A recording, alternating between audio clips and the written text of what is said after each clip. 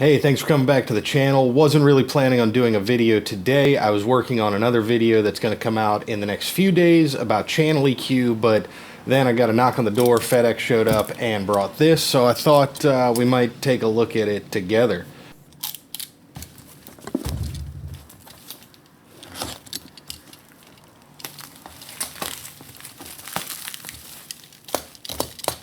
There we go. So Shure VP83, and this is not new, it's used, but I thought we'd take a look at it real quick and see what it looks like. Coming from a pro audio background, it's interesting to me to look at the consumer grade stuff that's out now for cameras and for DSLRs and for making videos and YouTube videos. And I've needed one of these for a while. I've looked at the Rode stuff, I've looked at the VideoMic Pro, the Mic Go, all that other stuff. I settled on the Shure VP83 mostly because it takes AA batteries. Whether or not that turns out to be the best choice, we'll see in a minute, but I looked at all these, listened to different videos on YouTube, comparing and contrasting this to the model that records, and then compared to the VideoMic Pro, which arguably, from Rode, which is arguably the most popular mic of this style out right now, that was popularized mostly by Casey Neistat using it. He changes up and uses different ones, it seems now. He has some Shure, some Sennheiser, but that VideoMic Pro was kind of the iconic look that he started. But this one takes AA's. All the Rode stuff, for the most part, takes 9 volts, and I don't have anything else that takes 9 volts, and I think 9 volts are inconvenient when you don't have anything else, and they're expensive to buy in the stores. So this is used. I obviously don't I don't get any of this stuff for free. You have to excuse the background noise today. I've got the windows open. Like I said, I was working, wasn't set up to shoot a video, but thought you'd like to see it anyway. But I don't get any of this stuff for free. This is something I purchased off eBay myself. It's not an endorsement or even a real review. Some people love to have the owner's manual, and that's cool.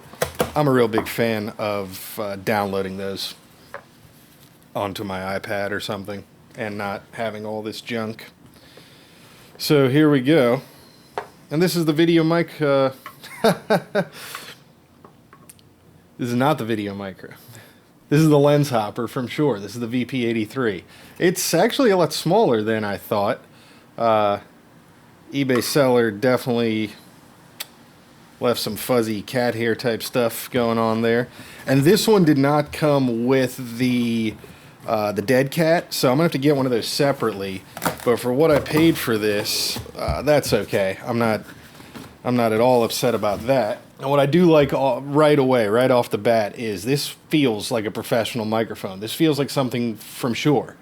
I've picked up some of the Rode stuff before, and it's so plasticky. That concerns me, one, for durability, but two, handling noise. The plastic on microphones tends to really not do well with handling noise.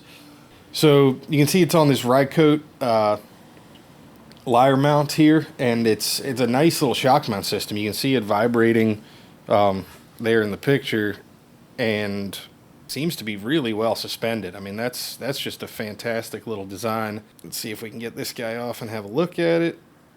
Maybe we need to pull the battery out. Yeah, it just gets kind of stuck there. So you pull off the windscreen, there's a flat side to that, and looks like a typical shotgun mic. It actually looks similar to the small ML935 capsule on this Audio-Technica mic that I'm talking into. It's a similar looking design, just a little bit fatter there. And battery compartment down the front. Don't know if this battery's got any juice. We'll take a look at that in a second. So that's actually got a really nice solid feel there. There's a battery release on the door. This feels every bit like a Shure professional product, and I'm really excited about that because frankly some of the other stuff that I see being used and is really popular just doesn't feel like pro grade gear. It feels prosumer, and that's fine. Sometimes plastic is more durable. It can bounce and take a bit of a beating. So you know, I'm not making any real judgments about the longevity or the quality, you know, inherent to plastic versus metal, but this feels every bit like a Shure U4 style body pack. They're high-end body packs, lav body packs and belt packs and microphones. This is the real deal stuff here. And then on the back we've got a 0, +20, -10 attenuation and boost, and then on-off switch for the microphone altogether, and with the high-pass filter selection there, right in the middle there. So we'll take a look and get this mounted up onto a camera and give it some tests. This will be interesting because the mic pre's on my Panasonic G7, which I'm shooting this with right now, are terrible. They're not good mic pre's. So we'll see what happens plugging this directly into that, and then I'll try it into a 5D Mark II, Canon 5D Mark II. We'll shoot some test footage with that.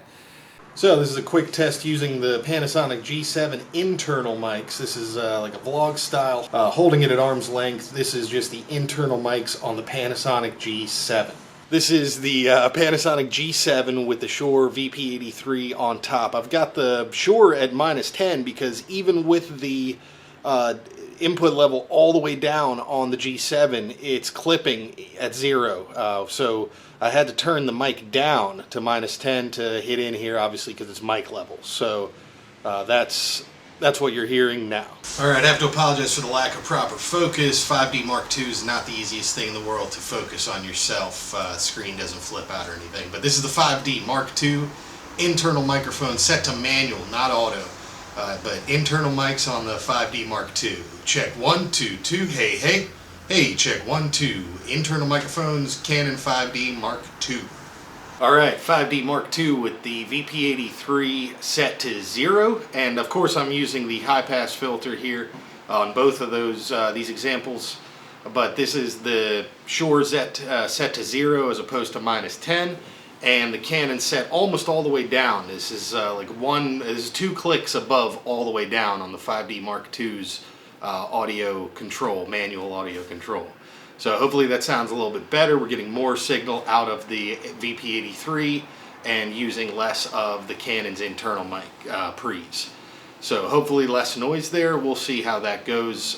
Anything with the VP83 set to +20 just clips the mic, or clips the mic inputs of the 5D Mark II. So that's obviously not an option here, and that's fine. So set to 0 with the high pass filter engaged, and the Canon's manual audio controls almost all the way down.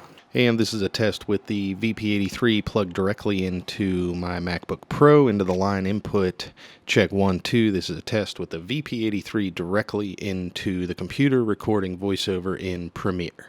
So you can tell there right away just the difference that the preamps make plugging this into a camera versus a computer or a dedicated recorder. The quality is way better. Well, that's it for now. Let me know what you think in the comments down below of the Shure VP83 or whatever mic you're using.